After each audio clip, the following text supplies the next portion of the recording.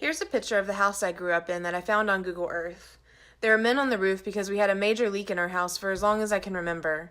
When it rained, it was my responsibility to put the buckets out to prevent the water from further damaging the floors. We were not wealthy people by any means, and I grew up knowing the value of a laundry line, a hard day's work, and sometimes showering in the dark until the power gets turned back on. The men in this picture are fixing the roof because the house is trying to be salvaged to be sold. You see, after the economy dip in the early 2000s, my dad lost his job, and one thing dominoed into the next, and on my 21st birthday, we lost my childhood home to foreclosure. While that was happening, I was in college at a small, expensive private university, Queens, and on a school-sponsored trip to South Africa. Even though I felt like an oddity to be experiencing this kind of situation at such a rich school, it helped to put my situation into perspective. When I got back, I developed a show called Modern Poverty and invited artists from all over the world to display work about their interactions in and around poverty. That was the beginning of what catapulted my art career. Growing up, I was never discouraged from being an artist. My mom is a painter, and I grew up watching her in awe as she would make miracles on canvas, even at one point carving out space in her closet to paint, surrounded by winter coats and illuminated by a single lamp. Her father, my grandfather, Jack Sexton, is a renowned regional potter and ceramicist.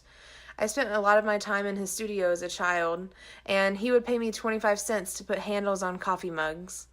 Unfortunately, neither my mom nor I would inherit the desire to be potters. We cared about our nails too much. But I grew up seeing that not only art was essential to life, but you can make a living out of it. My grandmother, Kumiko, from Japan, helped to raise me, and she influenced me in a lot of ways. Being white passing, but being raised by women of color really shaped my experiences through the world, especially as I saw how differently I was treated and the privilege I had that my grandmother and mother were not afforded. A lot of this has fueled my current work, where I'm exploring themes around race, privilege, and class through installation, intense space making, and radical empathy. I am ever inspired by truth, both conscious and subconscious, and identity, both personal and communal. Though art is my vehicle, my passion and gifts lie in connecting people and facilitating a space for articulation and storytelling with those around me. Currently, I have a piece on exhibit at the Harvey B. Gantt Center for African American Art and Culture called Unwanted Southern Conversations.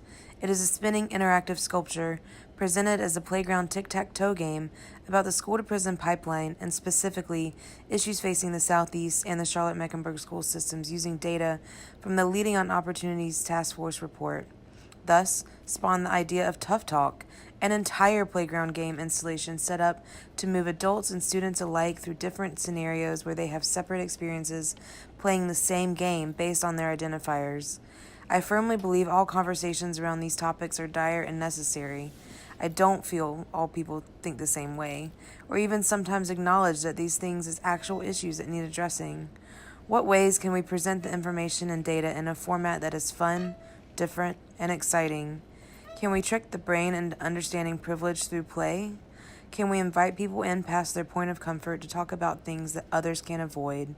Can we understand redlining if we are shooting hoops for our housing from this angle or this angle, while some others are shooting from back here, or even further, or without a basketball at all? I'm dedicated to the tough talk. Are you?